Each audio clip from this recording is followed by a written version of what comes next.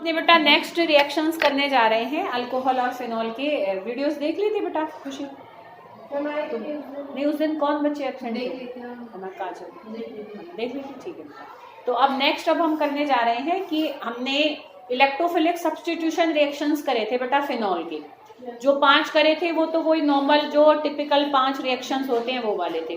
उसके अलावा भी पर फिनॉल हमारे 3 रिएक्शंस हमारे हैं जो इलेक्ट्रोफिलिक सब्स्टिट्यूशन कैटेगरी के अंदर हैं, but they are very important. वो बहुत ज़्यादा वाइडली यूज होते हैं बहुत सारी चीज़ों में। हम आगे इनसे जो हम बनाएंगे ना बेटा उनको फिर फर्दर हम और प्रोडक्ट्स बनाने में यूज़ करते हैं, ठीक है। तो सबसे पहले हम देखने जा रहे हैं कोलैप्स रिएक्शन। तो देखो बेटा कोलैप्स रिएक्शन क्या होता है। ये नेम रिएक्शन ही है, बेसिकली नाम के साथ ही ये ज़्यादा आ जाते हैं और ये इलेक्ट्रोफिलिक सब्स्टिट्यूशन की कैटेगरी के हैं फिनॉल के। तो इसमें देखो बेटा पहले हम फिनॉल को लिया हमने, ठीक है। इसको सोडियम के साथ हीट करेंगे। तो सोडियम के साथ बेटा जब हीट करेंगे तो बताओ यहाँ क्या बनेगा। ये तो इसका नॉर्मल पीछे भी रिएक्शन है, एसिडिक रिएक्शंस में भी आया है। तो क्या आ जाएगा यहाँ पर ONA, H की जगह हमारा Na आ जाएगा, ठीक है। सोडियम फिनॉक्साइड बना। अब ये जो हमारा सोडियम फिनॉक्साइड बेटा यहाँ बना, ठीक है। और बैलेंस करना चाहो तो कर सकते हो, बट क्योंकि कई स्टेप में है तो no need of any balancing, ऐसे तुम सीधा सीधा कर सकते हो, इसको जरूरत नहीं है वैसे लिखने की। अब ये जो हमारा फिनॉक्साइड बना इसको हम कार्बन डाइऑक्साइड डालकर और थोड़ा प्रेशर भी डालेंगे और थोड़ा हीट भी करेंगे। आई थिंक शायद 400 केल्विन होगा और 4 to 7 एटमॉस्फेरिक प्रेशर। तो CO2 डालेंगे हम।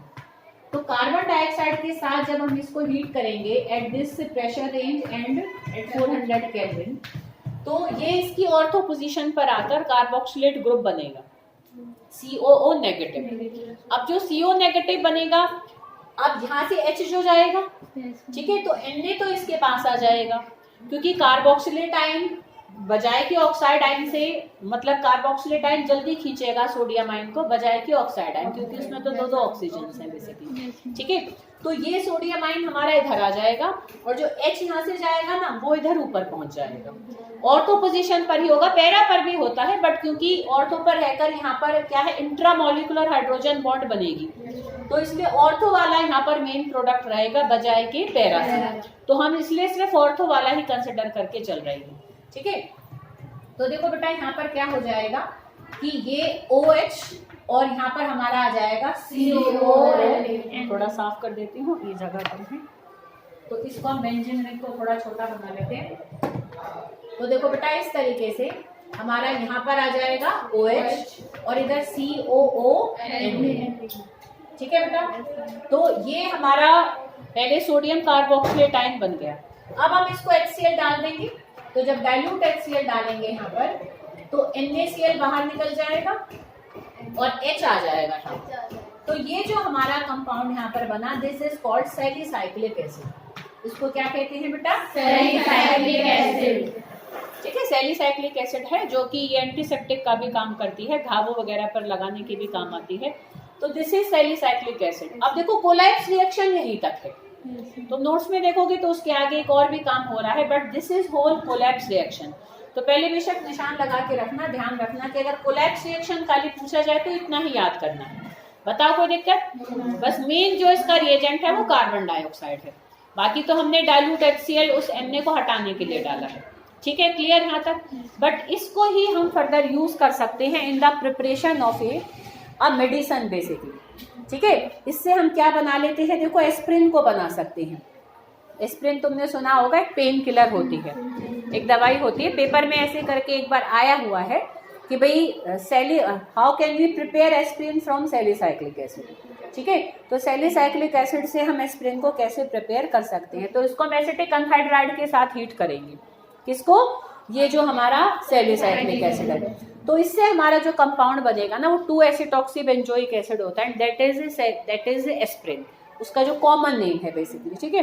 आई थिंक शायद मैंने नोट्स में लिखा हुआ होगा, देखो नहीं लिख रहा है इसका नाम, कॉमन है ना, नहीं लिख रहा है बेटा, ना यहाँ ऊपर लिखा हुआ है, देखो बेटा salicylic acid is used in forming aspirin और 2-एसिटॉक्सी बेंजोइक एसिड, ठीक है। तो चाहे नीचे भी लिख लो, तो मैं इसमें यहाँ बता भी देती हूँ। देखो बेटा तुम्हें कि हम यहाँ पर अब क्या डाल दें, एसिटिक अनहाइड्राइड डाल दें, ठीक है। तो एसिटिक अनहाइड्राइड डालेंगे तो ये वाला जो H है ना बेटा हमारा, क्योंकि बहुत ज्यादा एसिडिक होता है हमारा फिनॉल।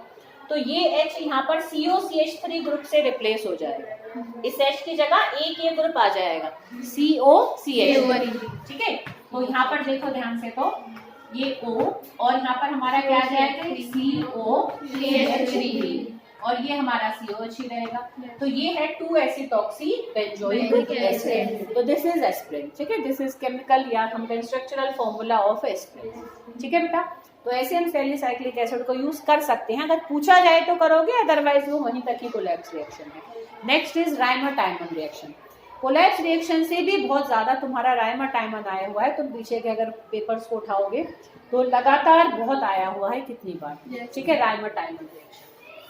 नेम रिएक्शन भी आया हुआ है, पर्टिकुलर जो उसके रिएजेंट्स है वो डालकर कंप्लीट द रिएक्शन करके भी आया हुआ है। ठीक है, तो राइमर-टाइमन रिएक्शन को हम देखने जा रहे हैं। तो राइमर-टाइमन रिएक्शन में भी देखो बेटा हम क्या करते हैं, इसमें फिनॉल लेंगे।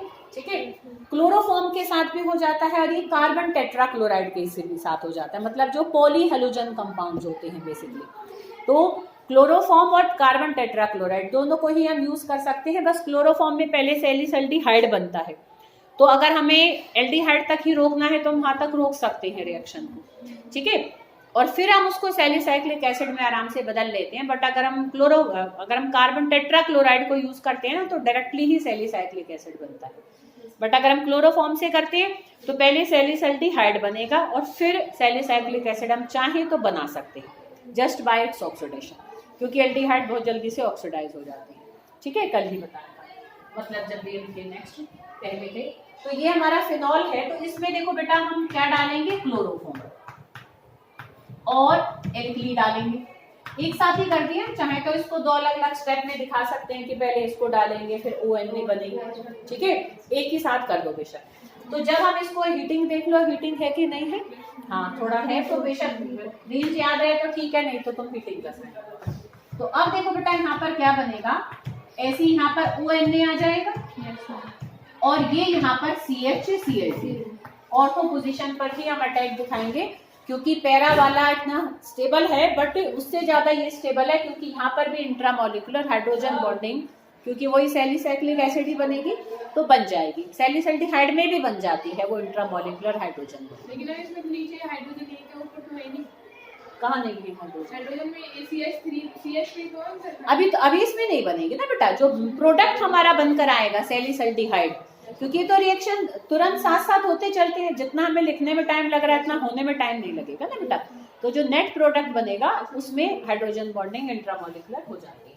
तो अब तुम देखो बेटा, यहाँ अगर देखो भी तो 2 NaCl बाहर निकल जाएंगे हमारे, एक NaCl बाहर निकल जाएगा क्योंकि एक Cl गया, वाटर निकल जाएंगे क्योंकि एक H यहाँ से भी गया, एक H यहाँ से भी गया और 2 OH इसके थे।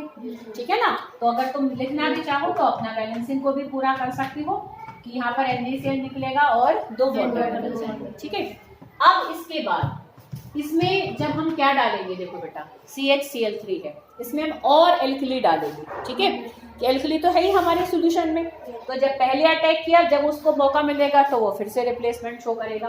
तो यहाँ पर हमारा एक तरीके से न्यूक्लियोफिलिक सब्स्टिट्यूशन रिएक्शन होगा और इन Cl की जगह क्या आ जाएंगे, NaOH। अगर हम इसमें और NaOH, मतलब जो भी सॉल्यूशन है एल्कली पहले ही हमने खूब सारा ले रखा है, तो यहाँ पर देखो बेटा क्या होगा, ONA और यहाँ पर ये CH OH। ठीक है बेटा, देखो शायद मैंने तुम्हें पहले कभी बताया था कि ऐसा कभी भी, यहाँ तक आ गई ये बात समझ में, बस 2 हमारे Cl दोनों OH से रिप्लेस हो गए, ये 2 लिए था बेटा हमने। ठीक है, तो 2 रिप्लेस हो जाएंगे। अच्छा, जब कभी भी एक ही कार्बन पर अगर 2 हाइड्रोक्सी ग्रुप्स आ जाएं तो that is energetically a very, एक तरीके से unstable condition. 2 OH group same carbon पर कभी नहीं आते।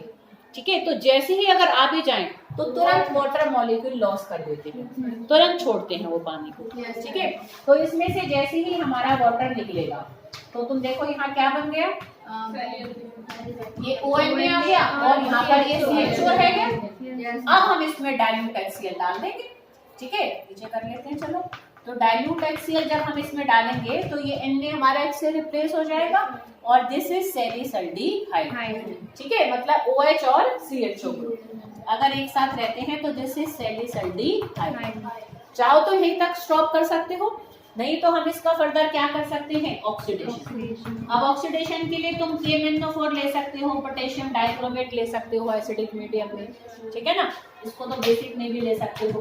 तो जब हम इसका ऑक्सीडेशन कर देंगे, कोई भी जो 3 रिड्यूसिंग एजेंट्स लिखाएंगे, ठीक है, ऑक्सीडाइजिंग एजेंट, तो any oxidizing agent you can, है ना, टेक हियर, कोई भी ले सकते हो तीनों में से। तो यहाँ पर हमारा OH और PuOH, तो इससे भी हमें क्या मिल गई, सैलिसाइक्लिक एसिड। आगे बेटा बात समझ, ठीक है, ये याद रह रहा है तो कोई दिक्कत नहीं है कि तुम दूसरे को भी करो, बट तुम्हें ये ध्यान रखना है कि उससे भी हो जाता है भाई, पेपर में तो वो पूछ सकता है कि भाई इससे होगा कि इससे होगा, ठीक है, तो दोनों में से किसी से भी हो जाता है। बस जब हम CCl4 लेंगे ना, तो यहाँ पर CCl3 लग जाएगा। अब जब CCl3 बन जाएगा, तो यहाँ पर जब 3 NaOH लिखोगे तो 3 OH ग्रुप एक साथ आएंगे, तो वो एक साथ वाटर लॉस करेंगे, तो जब वाटर लॉस करेंगे एक OH रह जाएगा, तो वो सीधे ही सैलिसाइक्लिक एसिड बन जाएगा। समझ में आ रही बेटा बात? तो बस उसमें इतना फर्क होता है, यहाँ पर CCl3 फिर 3 OH ग्रुप, एक वाटर निकलते ही जो पीछे ग्रुप छूटेगा, जैसे यहाँ CHO छूटा तो वहां पर सीधा ही COH ही बचेगा, तो सीधे डायरेक्ट हमें सैलिसाइक्लिक एसिड मिलेगा। क्लियर बेटा? ठीक है, तो this is राइमर-टाइमन reaction either bye chloroform और बाय कार्बन टेट्राक्लोराइड, ठीक है। लास्ट और है एक हमारा फिनॉल का रिएक्शन कि उसके हेल्प से हम एक इंडिकेटर बनाते हैं, दैट इज फिनोप्थिलीन, ठीक है। ध्यान करो तो फिनोप्थिलीन के बारे में शायद मैंने तुम्हें जब 11th में प्रैक्टिकल करा रही थी जब भी बताया होगा कि फिनोप्थिलीन जो होता है ना बेटा, जैसे अगर हम एसिडिक मीडियम ले और बेसिक मीडियम ले, ठीक है, तो वो हमारा क्या करता है कि भाई एक मीडियम में वो पिंक कलर देगा और एक मीडियम में वो कलरलेस होता है, ठीक है। तो जैसे ही जब हम ऊपर से डाल रहे होते हैं ब्यूरेट से, भाई नीचे हमने सॉल्यूशन में जैसे हमने ऑक्सैलिक एसिड ली, ठीक है, टाइट्रेशन फ्लास्क में, तो तब तक फिनोप्थिलीन का हमारा कोई कलर नहीं था, ठीक है ना बेटा। तो हमारा देखो क्या होगा, या उल्टा भी हो जाता है, शायद उल्टा बोला मैंने, कि उसमें हमारा पिंक कलर उसमें आएगा एसिडिक मीडियम में, हमने जैसे डाली पिंक कलर आ गया। अब जैसे हम NaOH डालेंगे तो एकदम से जैसे ही सारा एसिड न्यूट्रलाइज होगा तो आधी बूंद भी अगर ऊपर से बेस की गिरेगी ना, वो हमारा कलरलेस हो जाएगा, क्योंकि वो बेसिक मीडियम में कलर देगा ही नहीं, ठीक है, एसिडिक मीडियम में देगा। समझ में आ रहा है? अपोजिट भी हो सकता है, मुझे थोड़ा सा डाउट जा रहा है कि मतलब, पर एक मीडियम में वो कलर देता है, क्योंकि जब हमने KMnO4 वाली टाइट्रेशन की थी तो पिंक कलर आया था, और जब हम फिनोप्थिलीन वाले करते हैं ना तो पिंक कलर चला जाता है, तो इसलिए और नीचे हम एसिड लेते हैं, ऊपर से बेस डालते हैं, ठीक है। तो जैसे ही जिस पॉइंट पर गया तो फिनोप्थिलीन अपना कलर शो करना बंद कर देगा बेसिक मीडियम में। समझ में आ रही है बेटा बात? तो उस इंडिकेटर को, फिनोप्थिलीन को हम प्रिपेयर कर सकते हैं with the help of phenol, ठीक है। अब इसमें तुम 2 फिनॉल को ऐसे लिखोगे और यहाँ पर हम बेंजोइक अनहाइड्राइड लेंगे, ठीक है। अब इसमें जो है कलरलेस होगा फिर कलर वाला होगा। नहीं, यहाँ तो प्रिपेयर कर रहे हैं, फिनोप्थिलीन जो रखा रहता है ना वो कलरलेस होता है, जो बॉटल में रखा रहता है, पर वो ऐसे एसिडिक मीडियम में एकदम पिंक कलर देता है, ठीक है बेटा। बिल्कुल वैसा ही जैसा कलर हम जब टाइट्रेशन कर रहे होते हैं तो बाद में आता है जब KMnO4, तो ऐसा ही लाइट पिंक कलर हम जब फिनोप्थिलीन डालते हैं तो वो पिंक कलर हमें देखने को मिलता है।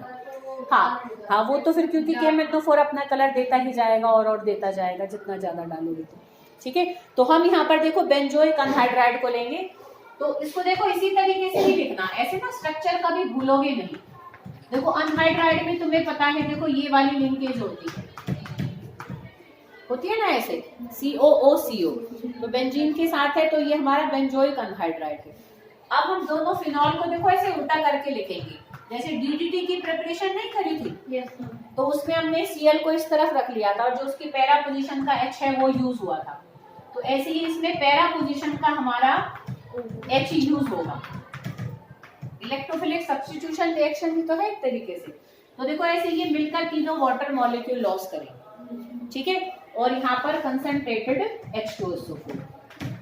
तो अब इनको मिलाकर देखो जो स्ट्रक्चर बनेगा, तो तुम इसी मैनर में इसको लिखना याद रखोगे तो ये तुम्हें ध्यान रहेगा,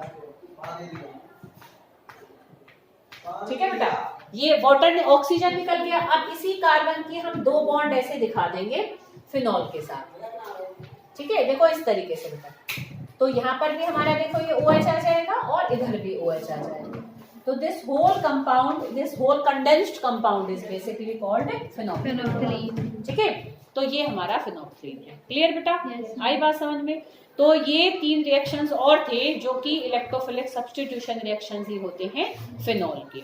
फिर देखो फर्दर कुछ हमारे टेस्ट हैं जिसमें एक तुम्हारा एक टेस्ट इंटरवेयर टेस्ट को कराना पड़ेगा, अदरवाइज बाकी सारे ना हमारे हम ऑलरेडी पहले कर चुके हैं। Test to distinguish between primary, secondary and tertiary alcohol, तो नेक्स्ट वीडियो में करते हैं।